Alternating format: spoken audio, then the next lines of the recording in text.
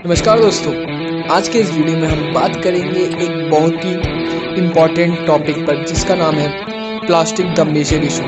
हम देखेंगे कि प्लास्टिक पॉल्यूशन क्या है, इसके असर क्या है और हम इससे कैसे रोक सकते हैं। तो दोस्तों, मैं हूं रवि, आप देख रहे हैं नॉलेज बाय रवि के साथ। आज की इस वीडियो को हम यहीं पे स्टार्ट करते हैं। तो सबसे पहले प्लास्टिक पॉल्यूशन का मतलब होता है प्लास्टिक का कचरे के साथ समुद्र में डंप कर देना। डंप यानी उसके अंदर डाल देना।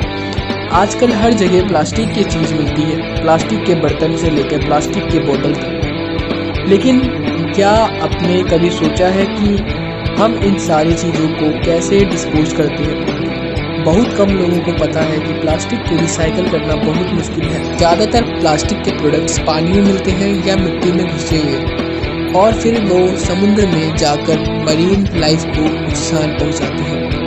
प्लास्टिक पॉल्यूशन की वजह से दुनिया भर में समुद्र में हजारों टन का प्लास्टिक है और यह बहुत बड़ी समस्या बन गई है। आजकल प्लास्टिक पॉल्यूशन एक बहुत बड़ा मुद्दा बन गया है। किसी भी जगह जाएं तो प्लास्टिक की चीज़ों आराम से देखने को मिलती हैं। प्लास्टिक के बर्तन, प्लास्टिक के बॉटल्स, प्लास्टिक के बैग्स, प्लास्टिक के रैपर, सभी जगह प्लास्टिक ही प्लास्टिक है। लेकिन क्या आपने कभी सोचा है कि जब हम इन चीज़ों को डिस्पोज करते हैं तो उनका क्या होता है?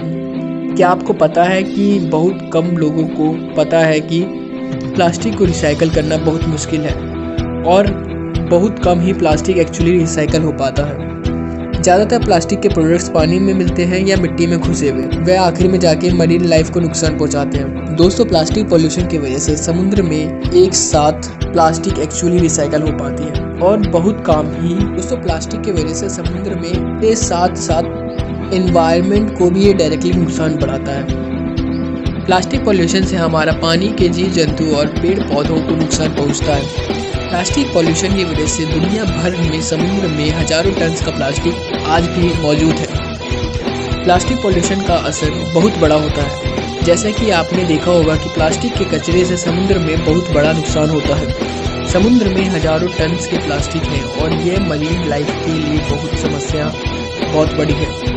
प्लास्टिक पॉल्यूशन की वजह से समुद्र में के साथ साथ पर्यावरण में भी बहुत बड़ा नुकसान होता है। प्लास्टिक पॉल्यूशन से हमारे पानी के जीव जंतु और पेड़ पौधों को नुकसान पहुंचता है। लेकिन क्या हम इसे रोक सकते हैं?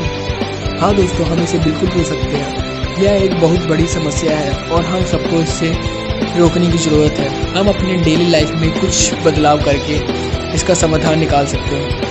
सबसे पहले हमें प्लास्टिक के प्रोडक्ट्स का इस्तेमाल करना कम करना चाहिए। हमें अपने घर में प्लास्टिक के बर्तन और बॉटल्स की जगह ग्लास के बर्तन और बॉटल्स का इस्तेमाल करना चाहिए। हमें अपने साथ जा रहे बैग्स में प्लास्टिक बैग्स की जगह क्लॉथ बैग्स का इस्तेमाल करना होगा।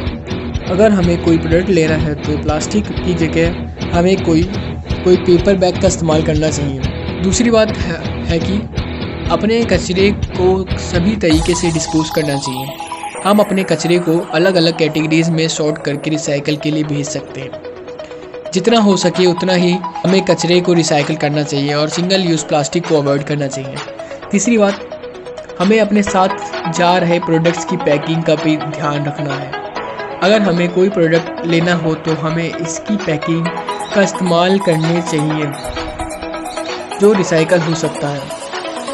हम अपने साथ जा रहे प्रोडक्ट्स के लिए एक छोटा सा रियूजेबल बैग भी कैरी कर सकते हैं जिससे हमें अपने प्रोडक्ट्स को कैरी कर सकेंगे। और चौथी बात, हमें अपने आसपास जगहों को साफ़ रखना चाहिए। अगर हम अपने साफ़ रखेंगे तो प्लास्टिक का कचरा समुद्र में जाने से रुकेगा। और सबसे इम्पॉर्टेंट बात है कि हमें अपने बच्चों को प्लास्टिक पॉल्यूशन के बारे में बताना चाहिए।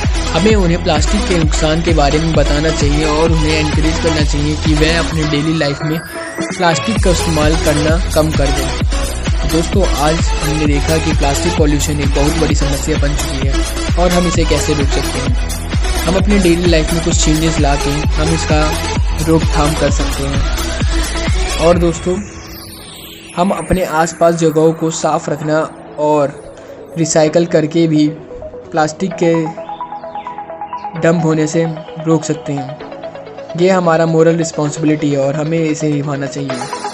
इसके साथ ही हमें गवर्नमेंट के साथ भी कोलैबोरेशन करना चाहिए। गवर्नमेंट के द्वारा प्लास्टिक बैग्स और other single use plastic items के बैन को इम्प्लीमेंट किया जाना चाहिए।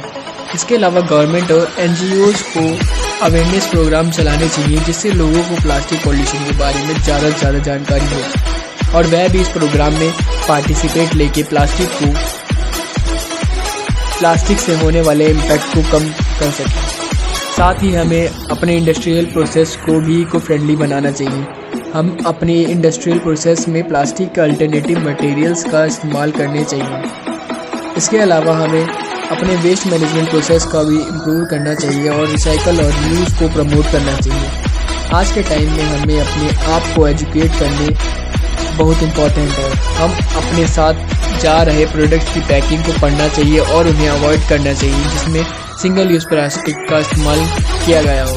हम अपने आसपास जगहों को साफ़ सुथरा रखना चाहिए और उन्हें रिसाइकल करने की कोशिश करनी चाहिए। इसके अलावा हम अपने बच्चों को भी अवेयर और एजुकेट कर सके प्लास्टिक को अब इस दुनिया से ख़त्म करने के लिए। इस प्रकार हम सभी मिलकर पॉल्यूशन को रोक सकते हैं। हम अपने डेली लाइफ में चेंजेस लाकर हम अपने एनवायरनमेंट को भी सेव कर सकते हैं और अपने आने वाली पीढ़ी को भी बचा सकते हैं। उम्मीद करता हूँ दोस्तों आपको ये वीडियो पसंद आई होगी। अगर आपको ये वीडियो पसंद आए तो चैनल को सब्सक्राइब और वीडियो को लाइक करना ना भूलें। और हाँ दोस्तों, अगर आपको कोई भी डाउट रिलेटेड है तो आप कमेंट करके बता सकते हैं। Thanks for watching.